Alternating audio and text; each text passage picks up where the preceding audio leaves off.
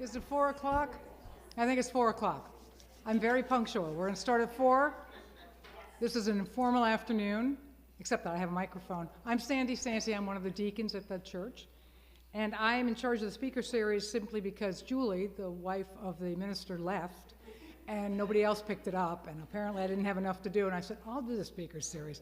So for many years, I've heard a lot about people within the church and who are connected with the church who are either recipients or donors of organs. And I'm like, how does that happen? So we did a little research. We asked a few people in the church who offered to come forth and talk about it at 4 o'clock on this particular Sunday afternoon.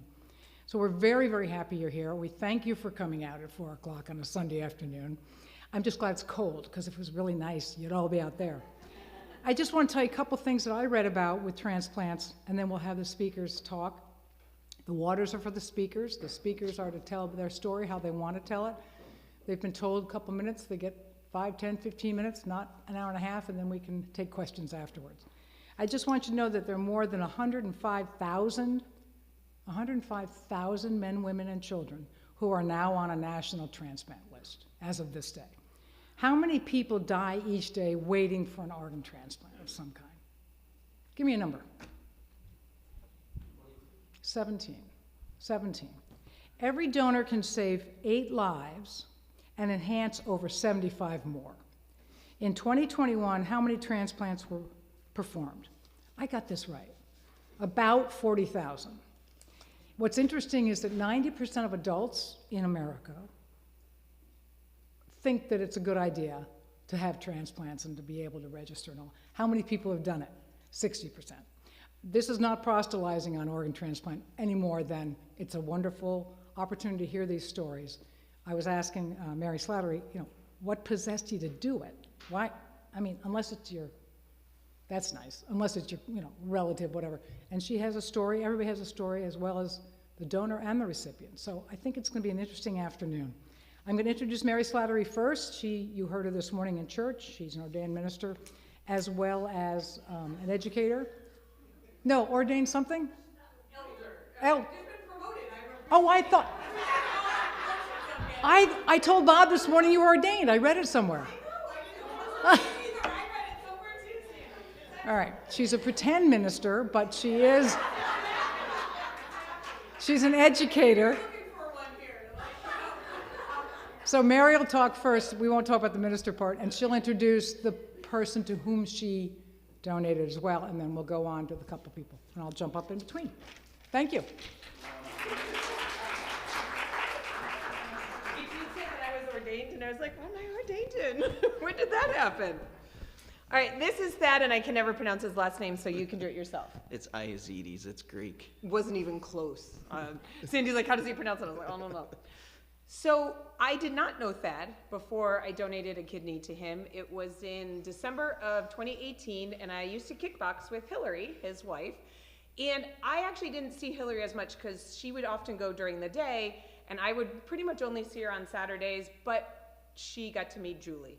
And for those of you who do know Julie, that's a story in and of itself. But somehow in their conversation, they had talked about the fact that Thad was in need of a kidney, and I believe you had written a letter that was going to be shared out with our church. And I had asked Julie about it, and she forwarded it to me, and so then I was like, then I asked Julie what Hillary's phone number was, and I texted her, and I said, how do you go about donating a kidney?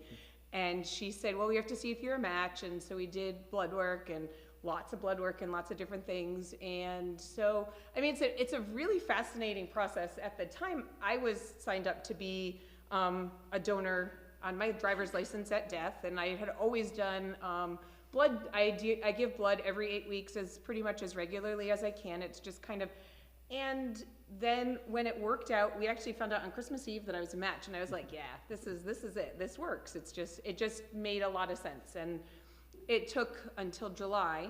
We had the surgery on July 1st of 2019, but it took a while, lots of tests. There's some interesting things. They assigned a social worker just to me that didn't have anything to do with that or his family. And all throughout the process, they would ask me every time that we met if I was sure I wanted to go through with it, if I was being coerced in some way. And, but they had always said that if you got nervous or you were afraid and you wanted to change your mind, that they would kind of work with you. And it never really crossed my mind. I just thought it was the right thing to do. And I don't really know, like, because Sandy said, what made you want to do this to someone you didn't know? And I was like, I don't know. He needed it, and I had one, and he could use it. So the week before surgery, Thad and I actually met. And you want to tell your lead up to the surgery stuff? Sure, yeah. So I'm Thad Iazides. I live in Ashaway. The journey to where I am now started in 2015 when I was diagnosed with a kidney disease known as IgA nephropathy. 10, 15 years ago, if you asked someone about kidney disease, they would lump a lot of the same things into the same category, and they would say, oh, there you have stage 3 kidney disease. It's gotten more precise since then. So IgA nephropathy was my particular condition, which is a certain part of my blood. It's a genetic disease. Immunoglobulin A is the part of my blood that like sticks to the nephrons in my kidneys. 80% of people can live it out. So 20% of people it leads to end-stage renal failure. I was in the lucky 20%.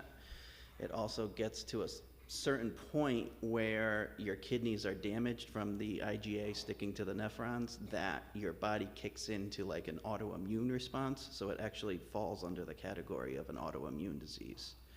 Once that happens, it can get progressively worse very quickly. It's just one of those autoimmune conditions where your body's sending more blood, your blood pressure is rising, and it thinks it's trying to help, but what it actually does is it makes it worse, because the more blood passing through my kidney at a higher amount of pressure, the more IgA that's sticking to the nephrons and causing more damage. So they call kidney disease the silent disease because it feels very normal and you feel totally healthy until there's like, a lot of fibrosis in your kidney that leads to failure. So you can get to a certain point and still feel perfectly fine. So it's very deceptive in that respect. So that added to the denial, I guess you can say, of what was happening to me, because I was, a relatively healthy person, and the more it progressed, the more it got to a point where I was, kind of seeing the writing on the wall as far as what was happening to me. So finally, I had to, my creatinine in my blood, which is how they measure kidney disease, had gotten so high where I realized that I was, pretty much at the point where I needed to start dialysis. And, that's when things got really real. I was lucky enough to kind of go through peritoneal dialysis, which is kind of like a lighter form of dialysis. Hemodialysis is the one where you have to go to the hospital and do a little bit more of the heavy-duty machines, but peritoneal dialysis is something where you can do overnight while you're sleeping. It's, you call it like dialysis light, if you wanted to, think of it that way. So once that happened, I knew it was, this is where I'm at, and I needed to kind of really get my story out there, because it wasn't just gonna magically happen for me. And one day I sat down and I wrote up everything I was feeling and everything I was thinking, and ended up about like a 4 or 5 page document, and it got shared with Julie, and that, I wish she was here, because she's live streaming. She said she was going to try to watch it if she can, so. Okay. Well, I didn't know we were live. We're live. But she was instrumental. If she's listening, I hope she knows how instrumental she was in being part of the connection. And she was there on the day of the surgery, too. She was with me on the day of the surgery. Mm-hmm. Being that it was hereditary, you couldn't ask for anyone in your family to donate, because several people in your family have the same, not as severe as yours was, but, and I think one of the things that kind of surprised me was it was a lot of medical stuff. I had a lot of blood work and a lot of tests, and they made sure every test that I could possibly need I would have beforehand. And like, I knew Hillary, but again, I didn't see her all the time at kickboxing, and I knew who she was, and every now and then she'd be like, thank you so much. And like, I feel like she never wanted to say too much, but it was, I remember in the hospital, I mean, we met right beforehand, and it was, you started to explain to me how much this was like impacting your life. And it was, for me, I didn't realize it. I feel no different. Like, I donated a kidney, and 4 days later I went home from the hospital, and it has, other than having really inconvenient trips to Rhode Island Hospital for my follow-up, because I went all the way up there once and they canceled. It's fine, it's all good things, all the way to Providence. But it was, other than that, it wasn't like, to me, it didn't feel like any big deal. I just gave a kidney. And in the hospital, your parents gave me a card, and it was like, oh, like, like, you're a dad and a husband and a son-in-law and a son and a family and a teacher. Yay, teachers. But like, both educators. Both educators, both in middle school at the time, which was kind of cool. But just like, I just, hopefully, like, you're still here and you're doing great. And I just thought that was kind of amazing that it didn't take much from me and made a difference for you. I'm still wrapping my head around the kindness that Mary displayed to be able to do something like this. And the only thing I came up with is that there are no words to describe this. It's just one of those situations where the more you try to describe what she did for me, you just kind of start stammering. It's just one of those things where there's just no words to describe the gift that she gave to me, the gift of life. And I live my life with positivity and love, and I hope she feels that everything I do, that energy is beaming right back to her. I hope she can feel that, because that's the path that I live going forward. And yeah. It was kind of funny, because in his letter he said he was looking for a hero, and I am by no means a hero, but definitely a lifelong friend. And that was a really cool thing. We are lifelong friends, and I think that's been a huge gift for me. So, yay.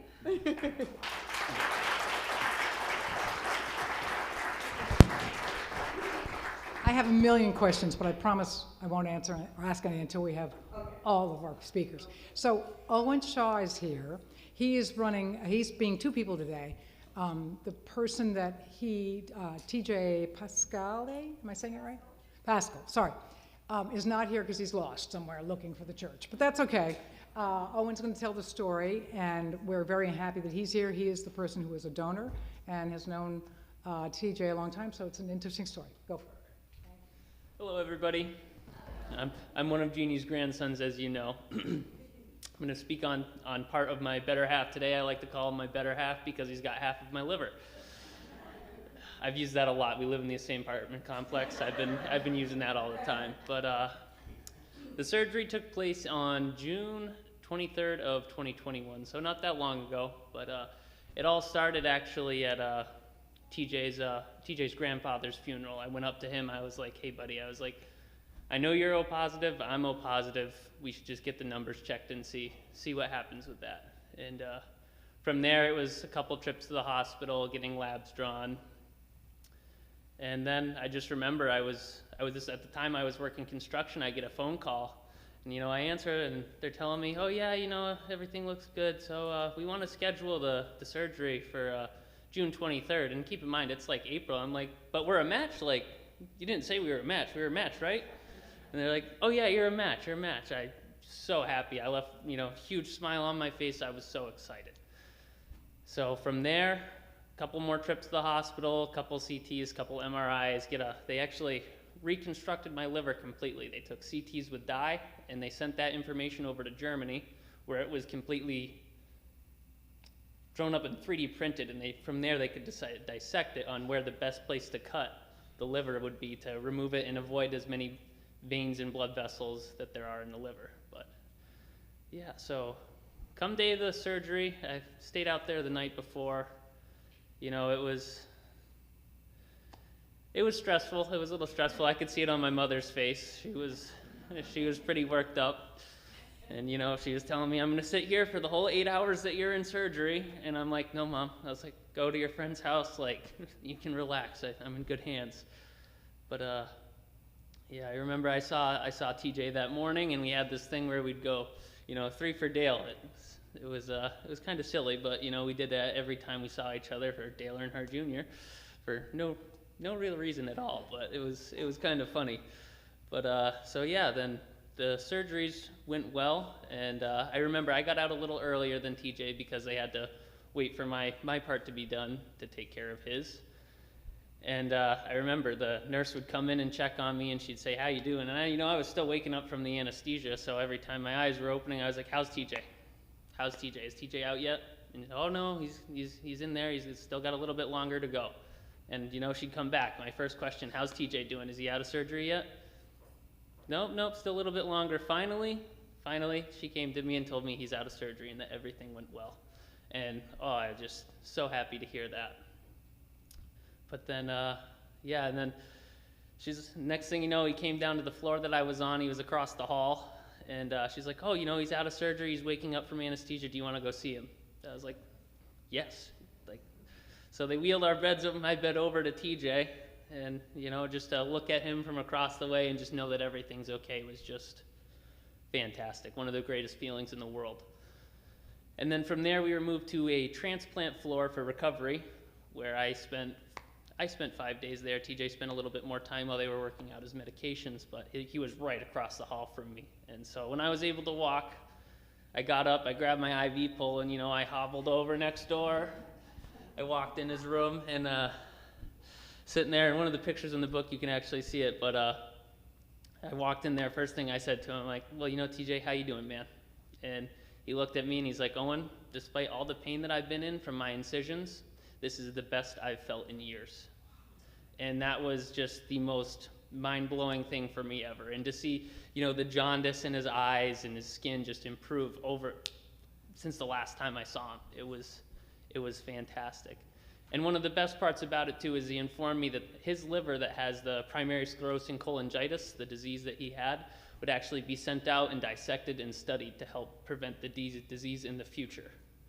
And that was mind-blowing to me, and to be a part of something just bigger than, you know, just donating to TJ. It was wonderful. And tell about your robotic.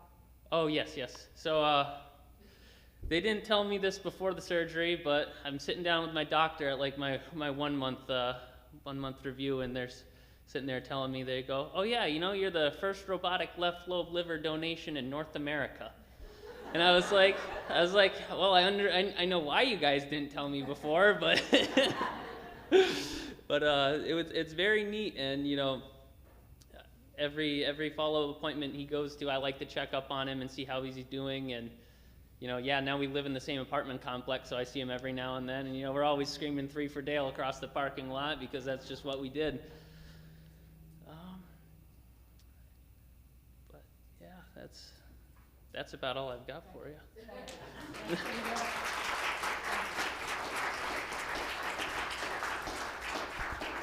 I can just see your mother.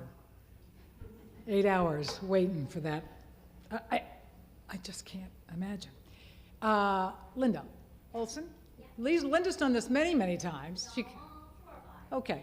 You've had the longest amount of time with your transplant, so I'm going to let Linda take over. She's got a whole bunch of things up here on the altar you can look at later. There's a couple pictures and all, but I'll let her tell the story. Okay. Most of you know me as Linda.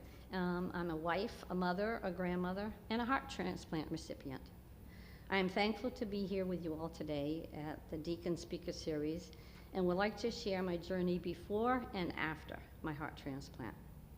In June of 1989, I experienced some chest pain while pushing a lawnmower, and it was then that I was diagnosed with cardiomyopathy, an enlarged heart. Oh, that's all right. Okay. After many, okay. I'm scared of it. That's all right. I think, is that better?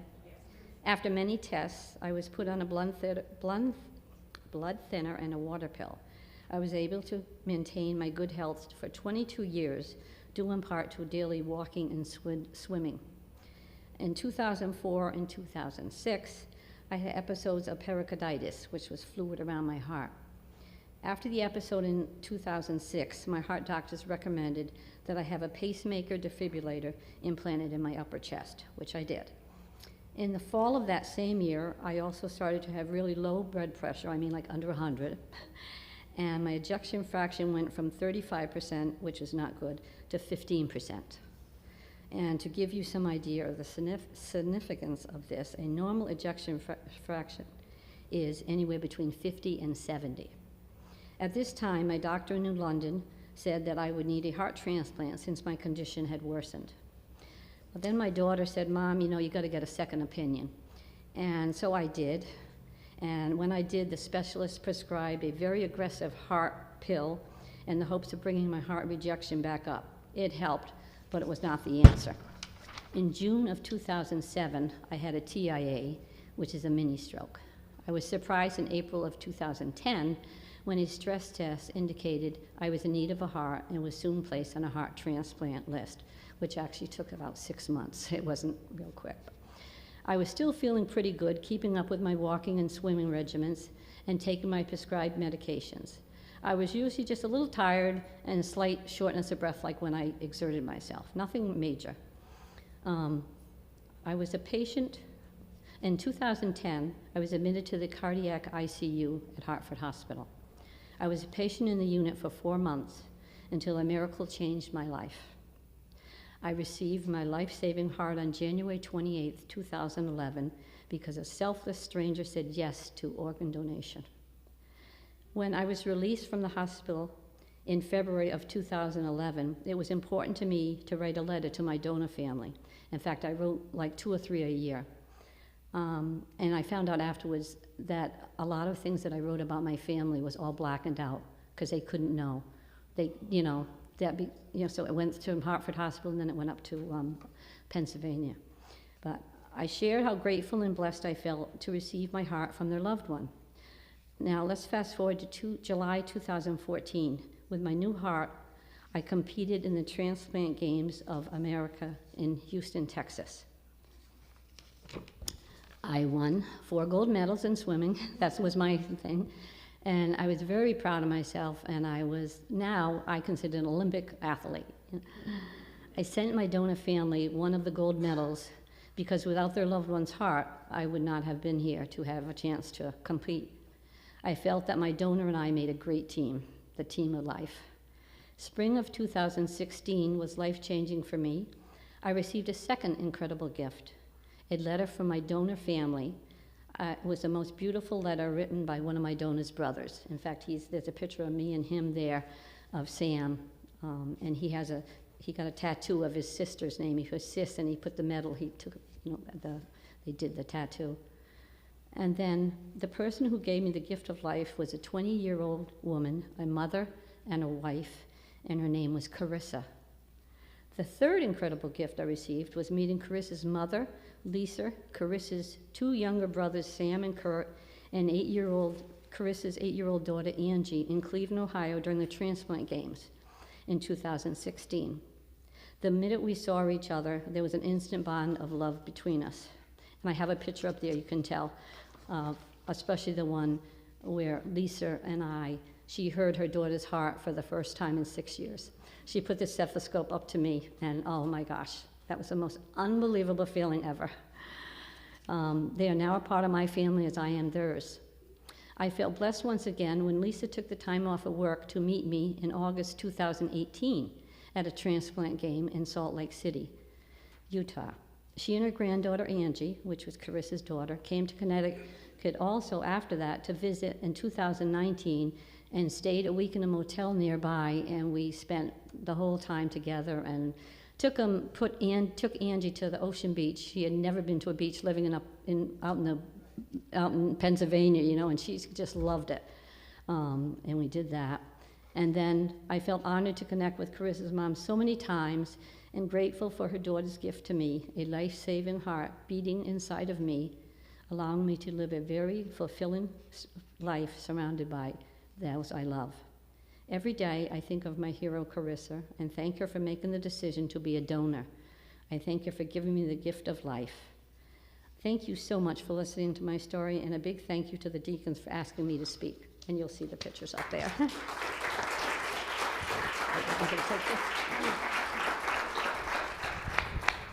Questions?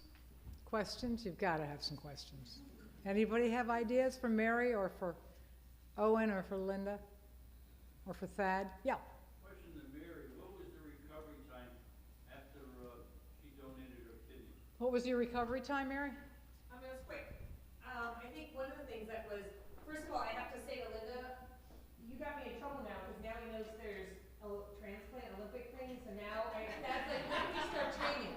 So I'm worried. Owen, you're in this with us. But it was a pretty quick recovery for me. I had surgery on the first. I was home, I think, by the third.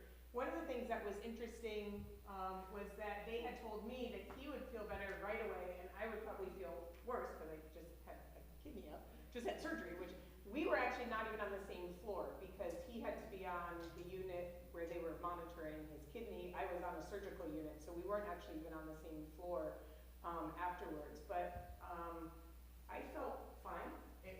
My recovery was pretty quick, and I don't know how your recovery was, or in the hospital? Yeah, they had to monitor your, but Yeah. I was, the creatinine in that blood took a nosedive. So it started working very quickly. I think that was one of the benefits of a live donation as well, as opposed to a deceased donation. So is it true, people only have to have one kidney to live? I think so. Yeah? Well, you're okay with just one, so. I mean, that is one of those things. I have a niece who had that same thing and lives with one. Gotta have one. Yeah. Is there Gotta any have other, one. is there any other organ? No, kidneys So must be. liver, yours regenerates. So liver, you don't, obviously you can't give away your whole liver, but you did give away a piece of your liver and that regenerates. So the liver is made up of two lobes, a left lobe and a right lobe. The left lobe is a little bit smaller than the right lobe. So what they did is they ended up going in robotically and they took out my left lobe and a little bit of the right lobe. And so my right lobe regenerated to 100% size in my abdomen, actually 105. It grew bigger. Super liver. It liked the neighborhood, so I figured it would expand. Give it some extra room. Yeah, exactly. the ocean view. That's right. And then my left lobe in TJ actually grew back to 100% size of what his liver would have been. And so, and then yeah, with medications and monitoring, they should be able to.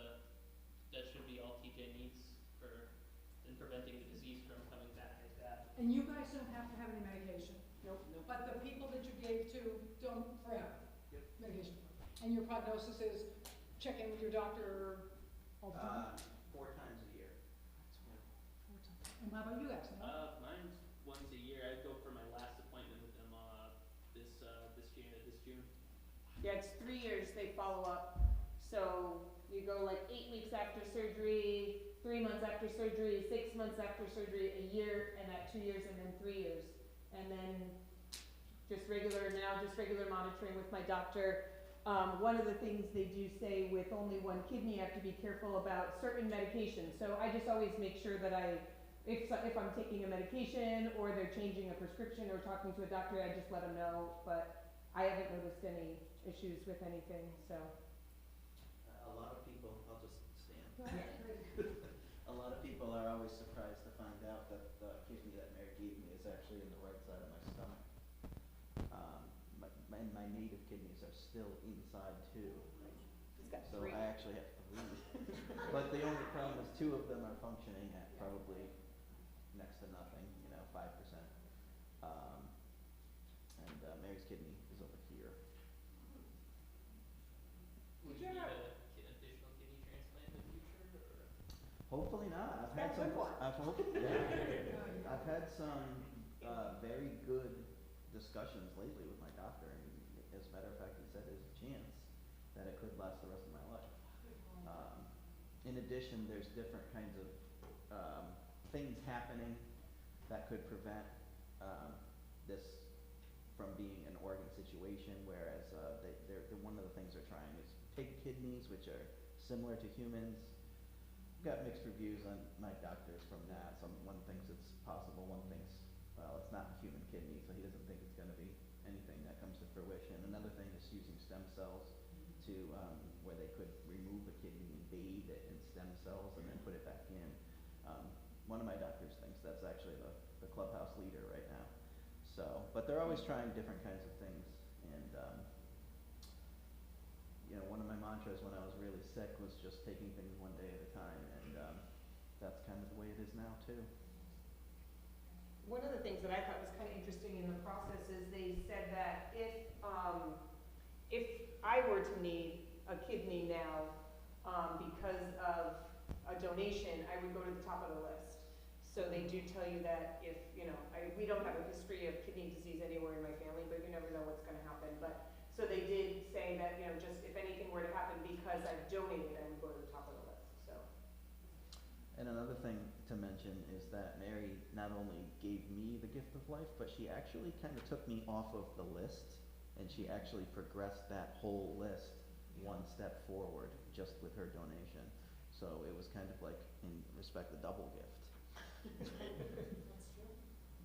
I asked Linda, because I'm a weirdo, and I just have to say, did you not have truly you never thought, gee, this is a punk idea? No. Once you did, and you never thought, gee, why am I doing this? Never. Just what had to be done. Yeah. And Linda said, oh no, my father was a minister, so I've always had faith, which is just fascinating. It's also because I'm old and I just can't imagine young. It's just it's a big deal. But when you hear robotic and you hear regenerating with stem cells and things, I have a friend who, actually two friends.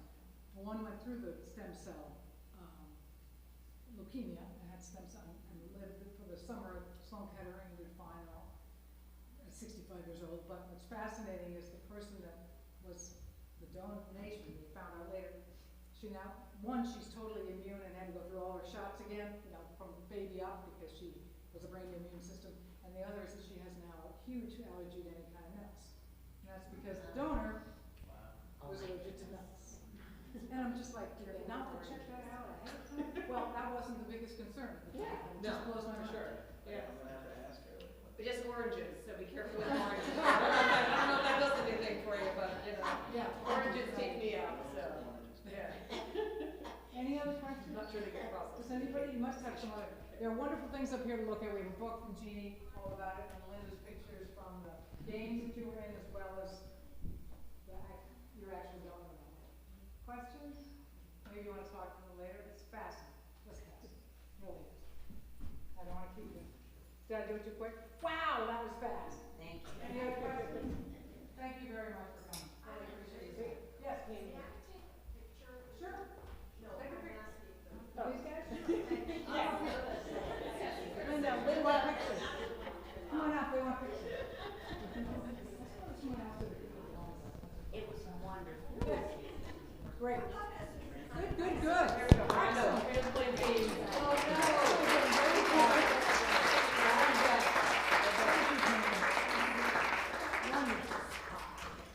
Okay. Yeah. Nice. Smile. I know, there's a lot of cameras right now. Thank you. Do it. Okay, if you're by yourself, we'll know it'll be. Thank you very much. Thank you very much for coming. Thank you. Nice to meet you, Thad.